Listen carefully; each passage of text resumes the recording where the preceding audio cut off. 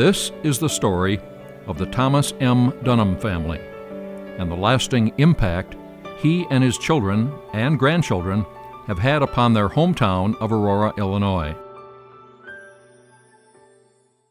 In 1987, Thomas's grandson Jack left a generous bequest to the Community Foundation, which created a special relationship between our organization and the Dunham family. However, this story begins more than 100 years earlier with the birth of Thomas. Thomas M. Dunham was born in Buffalo, New York in 1876. From 1895 to 1899, he was self-employed at a business he established called the Thomas Dunham Company. In 1901, he began working for the 20th Century Manufacturing Company in New York and London, where he assisted in the sales and development of acetylene bicycle lamps. In 1907, he joined the Hawthorne Manufacturing Company in Bridgeport, Connecticut, where he designed motorcycle lamps which were given the name Old Sol. He found great success in the sales of bicycle and motorcycle lamps at the company. His lamps, featured in this 1911 photo, also were used as accessories on automobiles. Thomas moved to Illinois in 1913 and reestablished the Thomas Dunham Company on New York Street in downtown Aurora. In its early years, the company built sidecars. Later, his company produced sports bodies for Ford and Chevrolet cars. Thomas was quick to recognize opportunities to expand his company, and he soon began producing heavy-duty steel shelving to meet the needs of his customers. He also changed the name of his company to Equipto. From there, he began designing auto part bins, drawers, and other space utilization products. Soon, his core product became adjustable steel shelving. In 1922, Thomas expanded his business by building a plant on Cleveland Avenue, just north of Prairie Street in Aurora. In this 1935 photo, Thomas, who is on the left, is conferring with a customer. Regardless of his position, he always took the time to meet with his clients. Thomas served as president of Equipto from 1907 until 1943, and chairman of the board until 1964. Back in 1909, while living on the East Coast, Thomas courted his future wife, Carolyn, on the Atlantic City Boardwalk. They were married shortly thereafter. Thomas and Carolyn had 3 children, John, Julia, and Martha. The couple is pictured here with their first child, John, in 1912. Carolyn died in 1931 at the young age of 44. Thomas later married Rosetta Dunham, with whom he spent many happy years. Thomas and Carolyn's oldest daughter, Julia, was born in 1914. She was married to Reverend Robert Dudley Bruce, an Episcopalian minister in Denver, Colorado. She died in 1960, leaving 3 sons, Robert, Thomas, and Douglas, all under the age of 20. This photo includes her first 2 children, Robert and Thomas. Thomas and Carolyn's only son, John C. Dunham, was born in New Jersey in 1910. He was a 1928 graduate of West Aurora High School, where he participated in band and track. In the yearbook, he was given the nickname of Ham and characterized as a very perfect knight, a reference to Chaucer's knight in the Canterbury Tales. He participated in the Mask and Wig Dramatic Club, which studied the elements of producing plays. Trips to Chicago were also offered to members of the club to increase their appreciation for the theater. After graduation from West Aurora High School, John attended North Central and Babson colleges. He then joined his father in the family business, and together they continued to refine their products to meet customer needs. John inherited his father's entrepreneurial spirit and became known as a champion of enterprise and education. One of his favorite maxims demonstrated his desire to inspire creativity in others. Educate constructively. If you like what someone does, tell them and tell them why as fast as you can.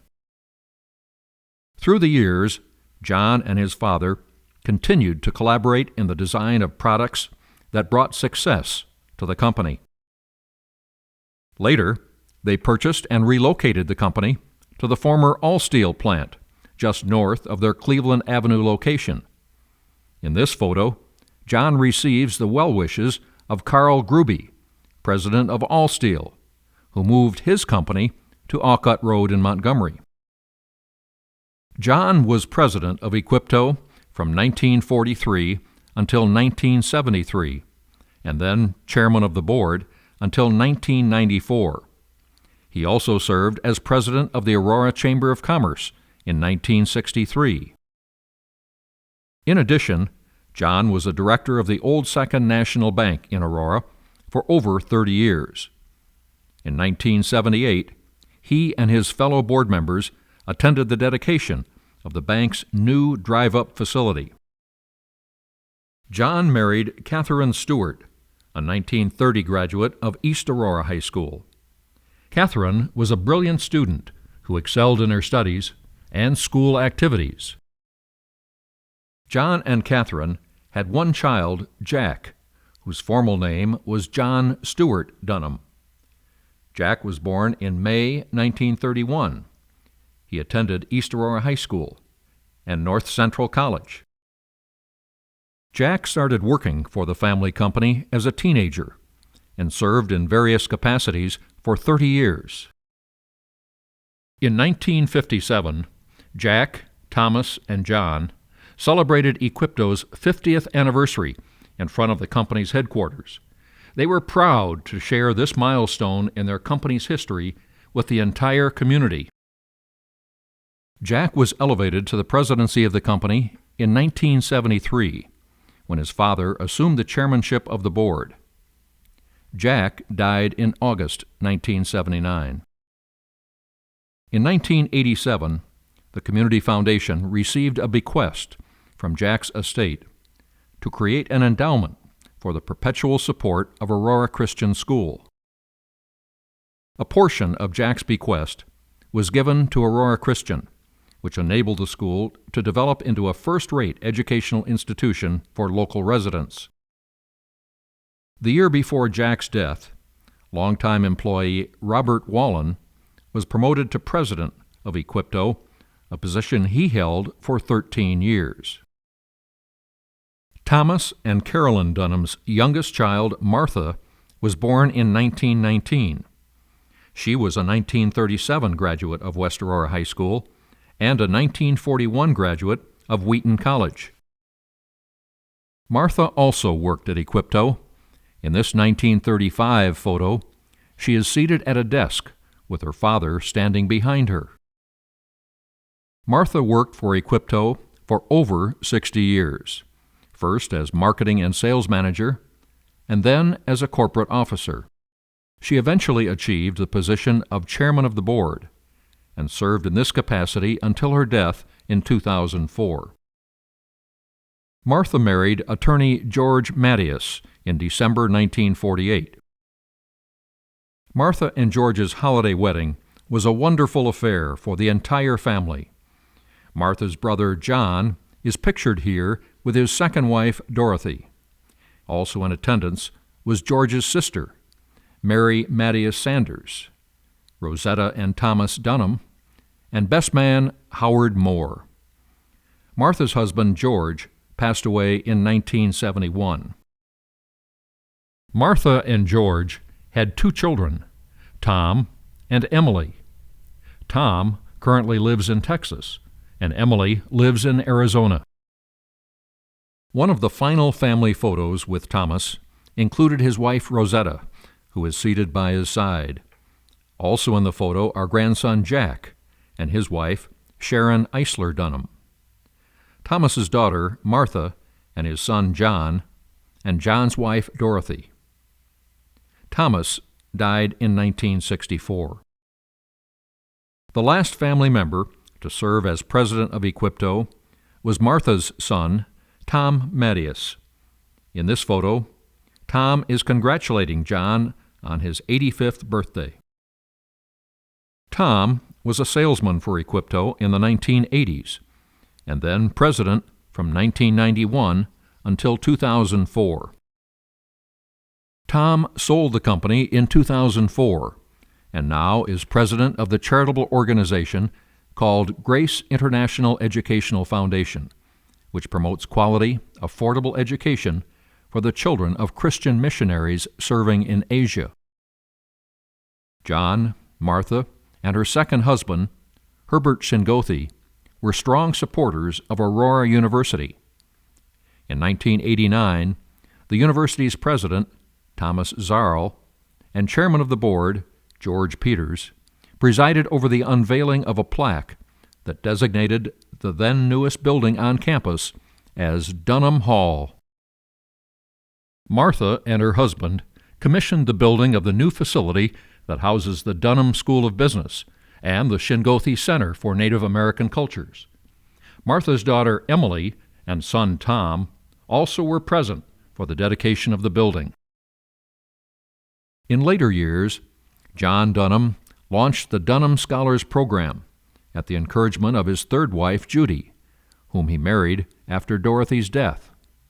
The program provides financial assistance to juniors and seniors attending Aurora University who are able to demonstrate exceptional promise for making future significant contributions to their communities. John found his conversations with these students to be rewarding and reassuring. He took time to learn about their dreams in life, and he encouraged their creative spirits. At John's 89th birthday, Herb and Martha Shingothi and Tom Matyas joined John and his wife Judy in celebration of the occasion.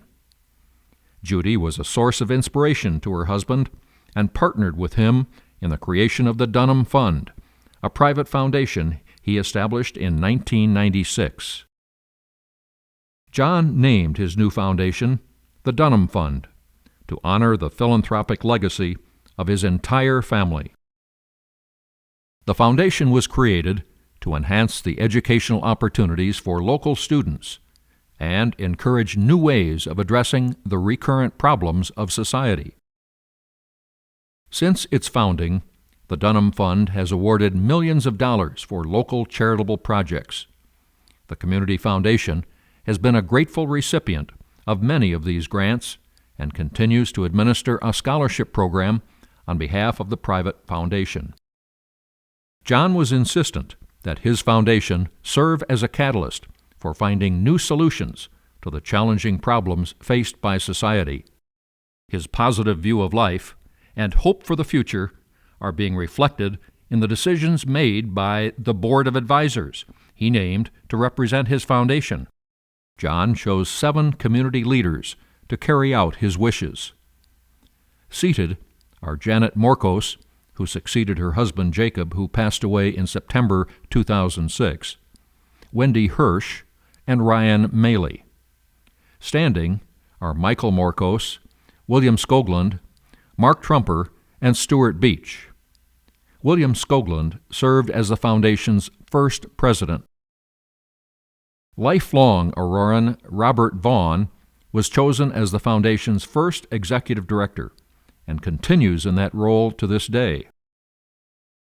After the death of his wife Judy, John married Berta Maley, who encouraged her husband's continuing charitable outreach to the community. Berta's son Ryan is a member of the Board of Advisors of the Dunham Fund. John died on April 9, 2006, at the age of 95. In 2007, the Dunham Fund became the largest private foundation in the Aurora area, upon receipt of a generous bequest from his estate. The story of the Dunham family began with a man of faith, Thomas M. Dunham. Thomas firmly believed that his company was able to survive difficult economic challenges through answered prayer.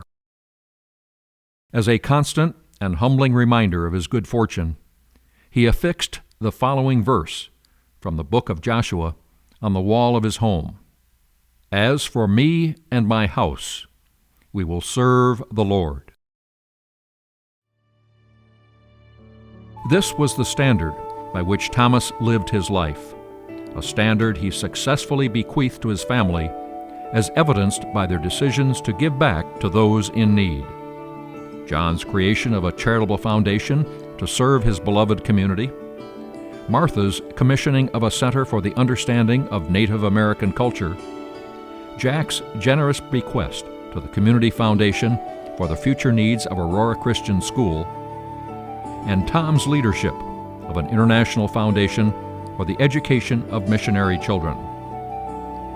All exemplify the spirit of Thomas M. Dunham's legacy of faith and philanthropy.